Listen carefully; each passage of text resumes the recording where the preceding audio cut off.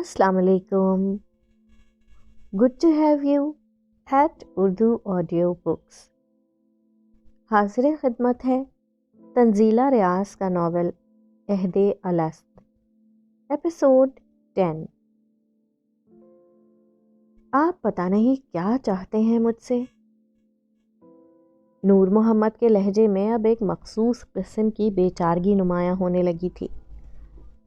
उसे बिला वजह की गुफ्तगू वैसे ही उकता देती थी। आप पर अल्लाह पाक की बड़ी रहमत है। अल्लाह ने आपको बहुत खूबसूरत आवाज़ से नवाजा है। आप इतनी अच्छी क़िरत करते हैं कि राह चलते लोग भी रुक कर सुनने लगते हैं। मैं जब जब आपको क़िरत करते सुनता हूँ तो मैं एक अजीब से एहसास में मुब्तला हो जाता हूँ। मुझे आप पर रश्क आता है। आप एक जन्नती आदमी हैं। उस शख्स के लहजे में बेपनाह अक़ीदत थी। नूर मोहम्मद की आंखें फटी की फटी रह गई थीं। वो कौन शख्स था? वो उसके साथ क्या करना चाह रहा था? वो नामहसूस तरीके से थोड़ा सा पीछे हुआ था। उसे उस शख्स से खौफ आया था। वो उसे जन्नत की नवीद दे रहा था। नूर मोहम्मद ने अपनी खफगी को छुपाने की कोशिश नहीं की थी। उसे वाकई उस शख्स से खौफ आ रहा था। वो उस शख्स से जल्द अज जल्द जान छुड़ा लेना चाहता था। उसने ज़िंदगी में सताइश समेटना नहीं सीखा था, तो वो अक़ीदत कहाँ संभाल सकता था? वो शख्स उसे कोई बहुत बड़ा नौसरबाज नज़र आ रहा था। उसे अगर सिर्फ तारीफ़ें करके नूर मोहम्मद को शर्मिंदा करना था या खौफज़दा करना था, तो नूर मोहम्मद के पास क़तन फ़ारिग़ वक्त नहीं था। अपनी जानिब से वो उसकी तीमारदारी कर चुका था। आज के लिए इतना ही काफ़ी था। इससे पहले कि वो अपनी जगह से उठता, उस शख्स ने नूर मोहम्मद के घुटनों पर हाथ रखा था। उस शख्स के हाथों में लर्जिश थी जो उसकी बीमारी का पता देती थी। मेरी आपसे गुजारिश है, आप मेरी रहनुमाई फरमाएं, मुझसे दोस्ती कर लें। आप जैसे शख्स से दोस्ती मुझे फर्श से उठाकर अर्श पर ले जाएगी। मैं आपसे दोस्ती करना चाहता हूँ। नूर मोहम्मद की पेशानी पर पसीना नुमाया होने लगा था। क्या वो वाकई कोई नौसरबाज था? आप मुझे माफ़ कीजिए, मैं आपके किसी काम नहीं आ सकता। मैं किसी की क्या रहनुमाई करूँगा? मुझे तो खुद रहनुमाई की ज़रूरत है। उसने उस शख्स के हाथ झटकने चाहे थे। ऐसे मत कीजिए, मैं आपके पास बहुत उम्मीद लेकर आया हूँ। मुझे नाउम्मीद मत कीजिए। आपको नहीं पता, आपका इनकार किसी को मौत के मुंह में धकेल सकता है। वो मिन्नत पर उतर आया था। आप अजीब आदमी हैं, पता नहीं आप मुझसे क्या चाहते हैं। नूर मोहम्मद ने बात पूरी नहीं की थी। उसने बात काट दी। मैं ज़्यादा नहीं चाहता, बस मैं इतना चाहता हूँ कि आप मुझसे दोस्ती कर लें, मुझे दीन सिखा दें। या खुदा, आप पता नहीं मेरे साथ ये क्यों कर रहे हैं। मैं किसी को क्या सिखा सकता हूँ? मैं तो खुद अभी दीन सीख रहा हूँ। मैं तो खुद अभी तालिबे इल्म हूँ। नूर मोहम्मद अपनी जगह से उठकर खड़ा हुआ था और उसका बस नहीं चल रहा था कि वो उस जगह से भाग जाए। आप ऐसे इनकार मत करें, मुझे अंधेरों में मत धकेलें। मैं वाकई बहुत उम्मीद लेकर आया हूँ। मैं बहुत देर से इस मस्जिद में आ रहा हूँ। आपको नहीं पता मैं कब से आपको देखता हूँ। आप पंजवक्ता नमाजी हैं। आपसे ज़्यादा दीनदार कौन होगा भला? उस शख्स का लहजा भीगा हुआ महसूस होने लगा था। आप मस्जिद में आते हैं, मुझे 5 वक्त नमाज पढ़ते देखते हैं, तो यकीनन आप भी 5 वक्ता नमाजी होंगे। आप बताइए, आपसे ज़्यादा दीनदार कौन होगा भला? नूर मोहम्मद ने जैसे थक कर उसे समझाने की कोशिश की। उस शख्स ने सर झुका लिया था, जैसे पशेमानी में घिर गया हो। मैं नमाज पढ़ते हुए भी आपको देखता रहता हूँ। मैंने नमाज पढ़ना सीखा ही आपसे है। इससे पहले मुझे नमाज पढ़ना आता ही कहाँ था। سجدے کے نام پر صرف پیشانی زمین پر رگڑنے کا نام نماز نہیں ہوتا۔ نماز کیا ہوتا ہے یہ آپ نے سکھایا ہے مجھے۔ آپ خدا را مجھے اپنا دوست بنا لیں، میں آپ کا مشکور رہوں گا۔ بندہ خدا، اگر آپ مجھے دیکھنے کے بجائے نماز پر دھیان دیتے رہتے تو زیادہ اچھا ہوتا۔ آپ کو مسجد یا نماز کی حرمت کا ہی نہیں پتا۔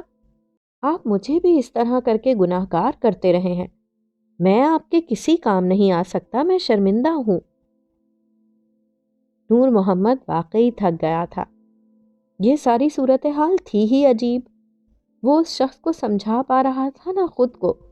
بہتر تھا وہ یہاں سے چلا جاتا۔ یہی سوچ کر اس نے اپنی جگہ سے اٹھنا چاہا تھا۔ آپ میری ایک آخری بات سن لیجئے۔ اس شخص نے جیسے کچھ سوچ کر کہا تھا اور پھر گہری سانس بھری تھی۔ میں آپ کے پاس خود نہیں آیا، مجھے کسی نے بھیجا ہے، آپ کے کسی بہت عزیز نے۔ وہ رک رک کر بول رہا تھا۔ نور محمد نے چونک کر اس کا چہرہ دیکھا۔ وہ دوبارہ سے اسی پوزیشن میں بیٹھ گیا تھا جس میں اٹھنے کا ارادہ کرنے سے پہلے بیٹھا تھا۔ کس نے بھیجا ہے آپ کو؟ الفاظ اس کے منہ سے جیسے سرسراتے ہوئے نکلے تھے۔ خضر الہی نے۔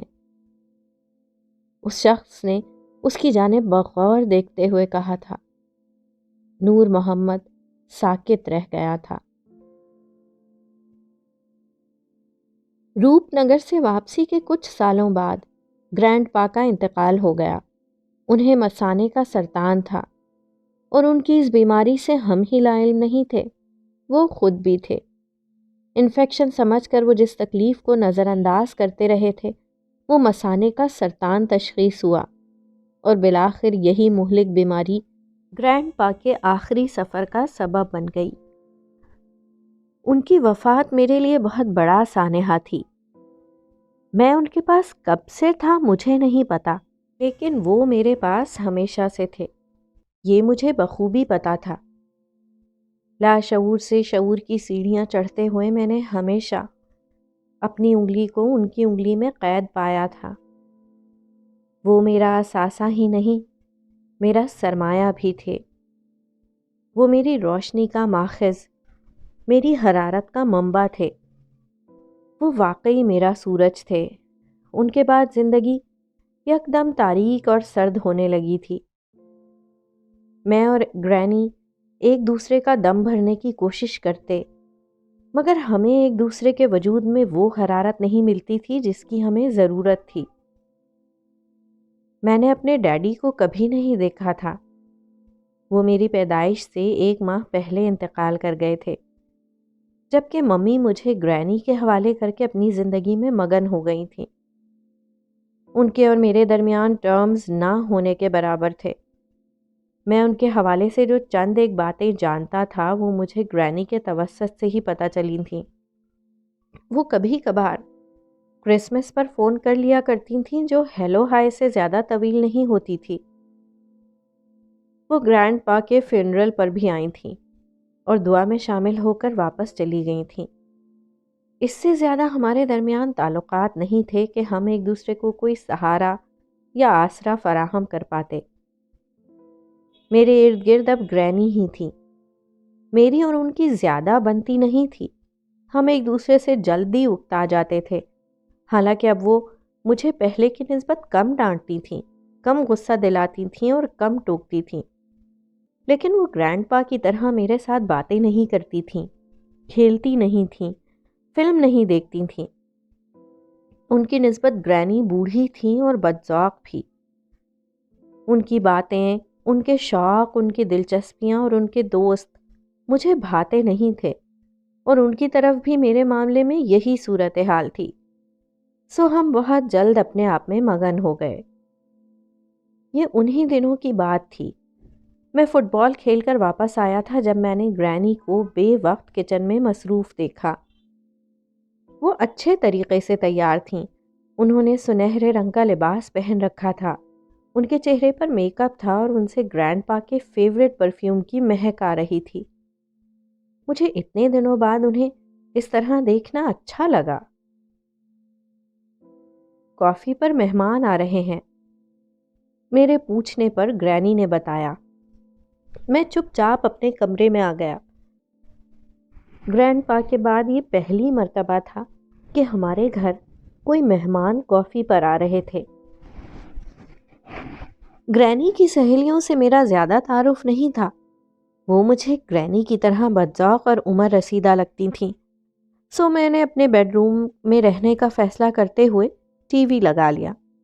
میری پسندیدہ ٹی وی سیریز آ رہی تھی اور میں ٹی وی دیکھنے کے ساتھ ساتھ اپنی پسندیدہ بھنی ہوئی کھٹی میٹھی مونگ پھلیاں پھانکنے لگا۔ کچھ دیر بعد باہر سے خوشگپیوں کی آوازیں آنے لگیں۔ گرینی خوش دلی سے گفتگو میں مصروف تھیں۔ ان کے ہنسنے کی آوازیں گاہے بگاہے مجھ تک آ رہی تھیں۔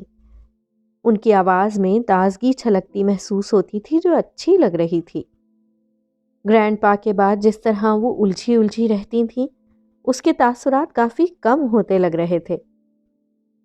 بلی، ہمارے ساتھ کافی شیئر کرو گے؟ گرینی مجھے بلانے کے لیے آئی تھیں۔ پہلے میرا دل کیا کہ انکار کر دوں، پھر یہ سوچ کر کہ میری موجودگی میں انہیں خوشی ملے گی، میں ان کے ساتھ باہر آ گیا۔ کافی ٹیبل کے گرد 4 لوگ موجود تھے۔ ایک آنٹی ربیکا جو گرینی کی پرانی سہیلی تھیں، ایک ہماری پڑوسی مسز ڈیمور تھیں، ایک گرینڈ پا کے کولیگ کی اہلیہ مسز رامسی تھیں اور ان کے علاوہ مسٹر ایرک تھے۔ یہ گرینی کے کزن تھے اور پہلے بھی چند بار ہمارے گھر آ چکے تھے۔ تم پہلے سے زیادہ ہینڈسم ہو گئے ہو ینگ مین، انہوں نے پرجوش لہجے میں کہا تھا۔ وہ اچھے دلچسپ انسان تھے اور گرینڈ پا کی طرح چھوٹے بچوں سے کافی پیار کرتے تھے۔ یہ بالکل اپنے باپ کے جیسا ہے۔ گرینی نے مجھے محبت سے دیکھا۔ نہیں میگی، یہ تمہارے جیسا ہے، کیوٹ، چارمنگ۔ مسٹر ایرک نے گرینی کو دیکھتے ہوئے خوش دلی سے کہا۔ ان کے چہرے پر مسکراہٹ پھیل گئی جس کے رنگ بڑے انوکھے سے تھے۔ میں چونک سا گیا اور کافی پیتے ہوئے بھی غیر ارادی طور پر ان کو دیکھتا رہا۔ کیا وہ دونوں ایک دوسرے کے قریب آ رہے تھے؟ کیا گرینی اتنی جلدی گرینڈ پا کو بھول گئی تھیں؟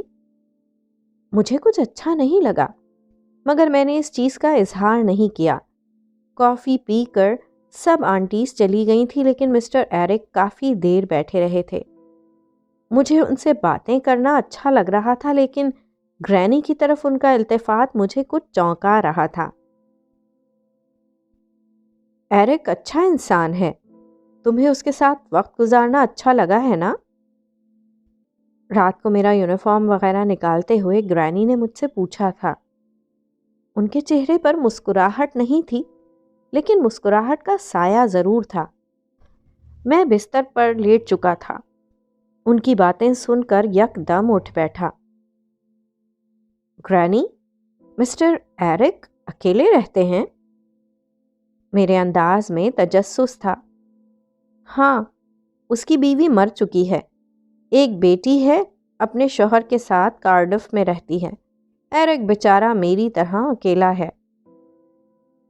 گرینی کا لہجہ سادہ سا تھا اور مگن سا انداز تھا، مگر میرا دل ٹوٹ گیا۔ وہ خود کو میرے ہوتے ہوئے اکیلا کیوں سمجھنے لگی تھیں؟ میں تو ان کے ساتھ ہی تھا، لیکن وہ شاید میرے ساتھ نہیں تھیں۔ میں دوبارہ بستر پر لیٹ گیا۔ گرینی کو میری خاموشی کا احساس ہوا تھا، یا شاید وہ ابھی بھی اپنے آپ میں گم تھیں۔ جب لوگ بوڑھے ہو جاتے ہیں تو انہیں اکیلا رہنا ہی پڑتا ہے، میرا بلینکٹ درست کرتے ہوئے انہوں نے کہا تھا۔ جب لوگ اکیلے ہو جاتے ہیں تو انہیں بوڑھے ہونا ہی پڑتا ہے گرینی۔ میں نے بجھے ہوئے دل سے انہیں جتایا تھا اور پھر ان کے چہرے کی جانب دیکھے بنا لحاف کو چہرے کے اوپر کر لیا۔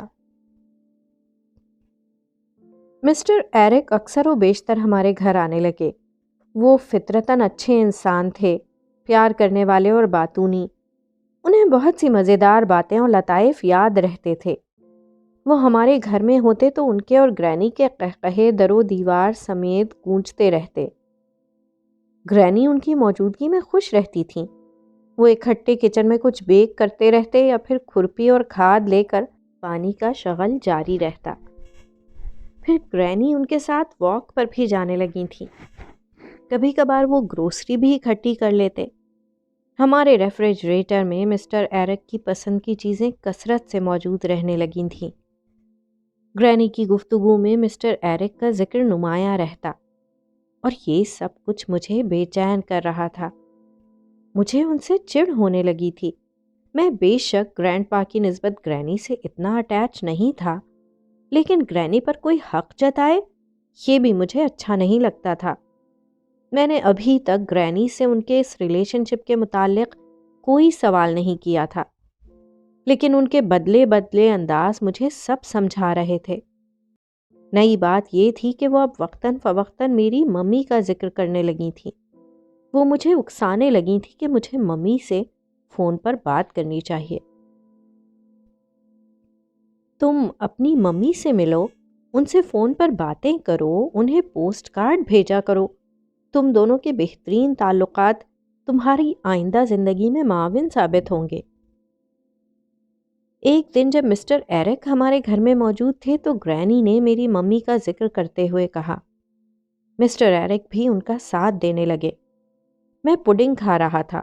ان کی باتیں سن کر میرا دل چاہا میں پڈنگ کا پیالہ فرش پر دے ماروں۔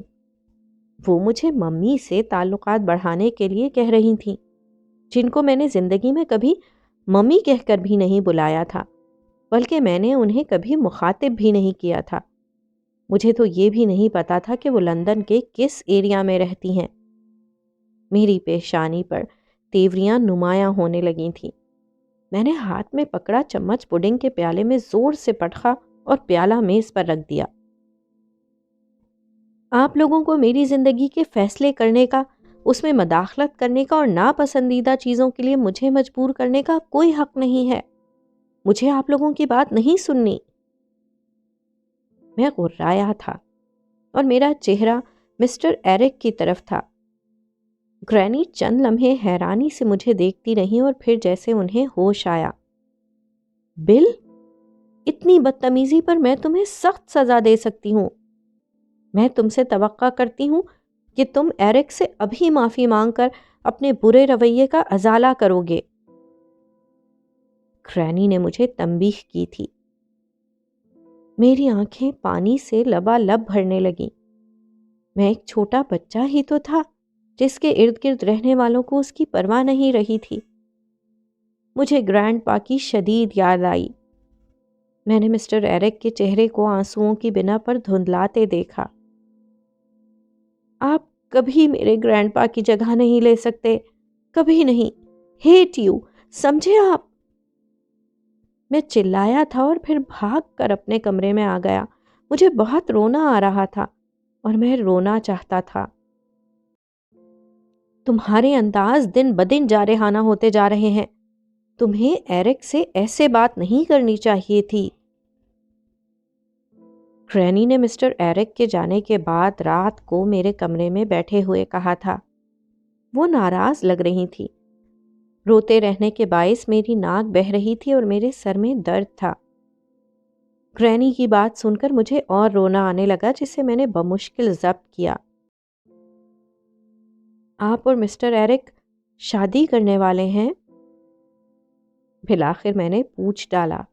میری بے چینی تبھی ختم ہو سکتی تھی جب میں گرینی سے اس موضوع پر کھل کر بات کر لیتا۔ میری آواز رندھی ہوئی تھی۔ گرینی پہلے میرا سوال سن کر چونکی اور پھر انہوں نے گہری سانس بھری۔ یہ سوال ہے یا خدشہ؟ وہ اب نارمل ہو چکی تھیں۔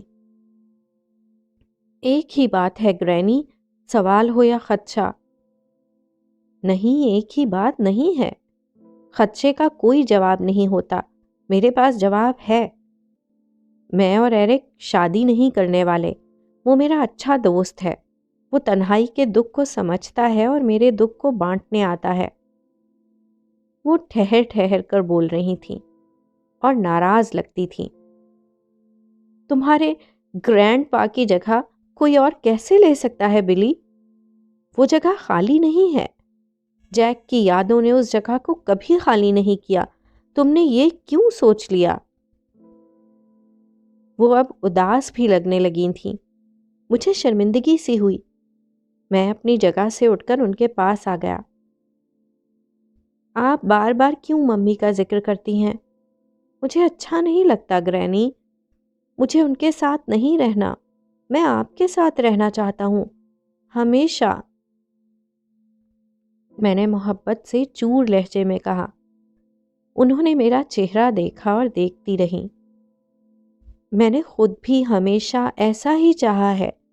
میں خود تمہاری ممی کو زیادہ پسند نہیں کرتی، اور یہ بات تم سے ڈھکی چھپی نہیں ہے۔ پہلے دن سے وہ مجھے اپنے بیٹے کے ساتھ ایک ویمپ کی طرح دکھائی دیتی تھی۔ اس کی وجہ سے میرے بیٹے کو جان سے ہاتھ دھونا پڑے۔ میں ہمیشہ اس سے خائف رہی ہوں کہ وہ تمہیں ہم سے چھین لے گی۔ مجھے ہمیشہ یہ اچھا لگتا تھا کہ تم اس کے ساتھ نہیں ہمارے ساتھ رہ رہے ہو۔ مگر انہوں نے کہتے کہتے اپنی مخصوص ٹھنڈی آہ بھری۔ وہ تمہاری ماں ہے، جوان اور پرجوش۔ وہ مجھ سے بہتر تمہارا خیال رکھ سکتی ہے، تمہارے ساتھ باسکٹ بال کھیل سکتی ہے، گٹار بجا سکتی ہے، ڈانس کر سکتی ہے، اور یہ سب میں نہیں کر سکتی۔ میں اس قابل نہیں ہوں کہ کسی چھوٹے بچے کا اچھے طریقے سے خیال رکھ سکوں۔ میں آپ کو چھوڑ کر نہیں جاؤں گا، کبھی نہیں۔ میں چھوٹا بچہ نہیں ہوں، بڑا ہو گیا ہوں۔ مجھے باسکٹ بال کھیلنے یا ڈانس کرنے کے لیے کسی پارٹنر کی ضرورت نہیں ہے گرینی۔ مجھے آپ کی ضرورت ہے، میں آپ کو چھوڑ کر نہیں جا سکتا۔ میں نے تڑپ کر کہا تھا اور اپنی باہیں ان کے گرد حمائل کی تھیں۔ وہ بے چارگی سے مسکرائیں۔ تم نہیں، میں چھوڑ کر جا سکتی ہوں۔ یہ خدشہ ہے اور اس کا جواب میرے پاس نہیں ہے۔ جیک اس طرح اچانک ہمیں چھوڑ کر چلا گیا۔ اگر اسی طرح میں بھی چلی گئی تو تمہارا خیال کون رکھے گا؟ گرینڈ پا بیمار تھے گرینی، اور آپ بیمار نہیں ہیں، میں نے سابقہ انداز میں کہا۔ میں بیمار نہیں ہوں، بوڑھی ہوں۔ انہوں نے پھر ٹھنڈی لمبی سانس بھری۔ بوڑھے لوگوں سے لمبی دوستی نقصان کا باعث بنتی ہے، اور میں تمہیں نقصان نہیں پہنچانا چاہتی۔ آپ ایسا کیوں کر رہی ہیں گرینی؟ میں روکھا ہو رہا تھا۔ بڑھاپا بھربھری مٹی کا پیڈسٹل ہوتا ہے۔ یہ آپ کو اونچا کر سکتا ہے، لیکن اس اونچائی کو قائم نہیں رکھ سکتا۔ تمہیں مضبوط پیڈسٹل کی ضرورت ہے جب تک تم اپنے قد کی بنا پر اونچے نہیں ہو جاتے۔ تمہاری ممی یہ مضبوط پیڈسٹل بن سکتی ہے، وہ اب ناصحانہ انداز میں کہہ رہی تھی۔ میں پہلے ہی بہت اونچا ہو چکا ہوں گرینی، میرا قد آپ جتنا ہو گیا ہے۔ مجھے مزید اونچا نہیں ہونا، مجھے کسی پیڈسٹل کی ضرورت نہیں ہے۔ میں نے خود کو مزید رونے سے بھی نہیں روکا تھا۔ میں تمہیں اس سے بھی زیادہ اونچا دیکھنا چاہتی ہوں۔ جذباتی ہونے سے کامیابی نہیں ملتی۔ کامیاب ہونا ہو تو جذبات کو قابو میں رکھنا پڑتا ہے۔ وہ قطعیت سے کہہ رہی تھیں، اور میں قطعیت سے رو رہا تھا۔ یہ سب میرے لیے آسان نہیں ہے، لیکن آسانیاں تلاش کرتے رہنے سے مشکلات بڑھتی ہیں، اس لیے مشکلات کا حل تلاش کرتے ہیں، آسانیاں نہیں۔ گرینی نے اپنے مخصوص پروقار انداز میں کہا تھا۔ ہم ڈنر ٹیبل کے گرد بیٹھے تھے۔ کھانا ابھی چنا نہیں گیا تھا۔ سب کے انداز دیکھ کر ایسا لگتا تھا کہ کسی کو بھوک نہیں ہے۔ سب کے چہرے اترے ہوئے تھے۔ گرینی بالکل سامنے بیٹھی تھیں۔ ان کے سامنے میری کرسی تھی، میرے بالکل سامنے میری جوان طرح دار خوبصورت ممی بیٹھی ہوئی تھیں۔ ان کے ساتھ والی کرسی پر آنٹی ربیکا تھیں، جبکہ مسٹر ایرک میرے ساتھ والی کرسی پر براجمان تھے۔ گرینی مجھے ممی کے ساتھ ریچمنڈ بھجوا رہی تھیں، اس لیے بے چین تھی، جبکہ ممی شاید اس لیے بے چین تھی کہ وہ مجھے اپنے ساتھ لے جا رہی تھیں۔ وہ ایک دن پہلے ہی آئی تھیں۔ گرینی نے انہیں خط لکھ کر بلوایا تھا۔ ان کے اور گرینی کے درمیان مجھے لے جانے والے ایشو پر کیا بات ہوئی تھی، مجھے اس سے قطعاً بے خبر رکھا گیا تھا۔ گرینی نے مجھے صرف اطلاع دی تھی کہ ممی مجھے اپنے ساتھ رکھنے پر خوش دلی سے آمادہ ہیں، اور اب مجھے ممی کے ساتھ ہی جانا ہے، اور اب یہ آخری ڈنر تھا جو میں گرینی کے ساتھ کرنے والا تھا۔ میرا چہرہ مرجھایا ہوا تھا اور دل کی حالت بہت بے چین تھی۔ میں گرینی کی بہت منت سماجت کر چکا تھا کہ مجھے ان کے ساتھ ہی رہنا تھا، ان کو چھوڑ کر نہیں جانا تھا، لیکن وہ اپنی ضد پر اڑی تھیں۔ اسی ضد کی بنا پر انہوں نے ممی کو رضامند کر لیا تھا۔ میرا پوتا بلس مجھے اپنی جان سے بھی زیادہ عزیز ہے۔ میں نے 13 سال تک اس کو اپنے پروں میں چھپا کر رکھا ہے اور اس پر کوئی آنچ نہیں آنے دی، اور بلس بہت اچھا بچہ ہے۔ اسے کتابوں سے محبت ہے، یہ فطرت کا دل دادا ہے، اور بے ترتیبی سے اسے سخت نفرت ہے۔ اس کی طبیعت کی شائستگی کی وجہ سے مجھے ہمیشہ اس کی تربیت کرنے میں آسانی ہوئی ہے۔ میں امید کرتی ہوں کرسٹی کہ تم اپنے بیٹے کے ساتھ بہت خوش رہو گی۔ ایک بچے کا ساتھ آپ کی زندگی کو خوشیوں سے بھر دیتا ہے، اور کرسٹی، میں تمہیں تمہاری خوشیاں اپنی پوری رضامندی کے ساتھ لوٹاتی ہوں۔ گرینی کی آواز بھرانے لگی تھی۔ انہوں نے بات مکمل کر کے بائیں ہاتھ کی چھوٹی انگلی سے آنکھوں کے کنارے صاف کیے اور پھر مسکرانے کی کوشش کرتے ہوئے میری جانب دیکھا۔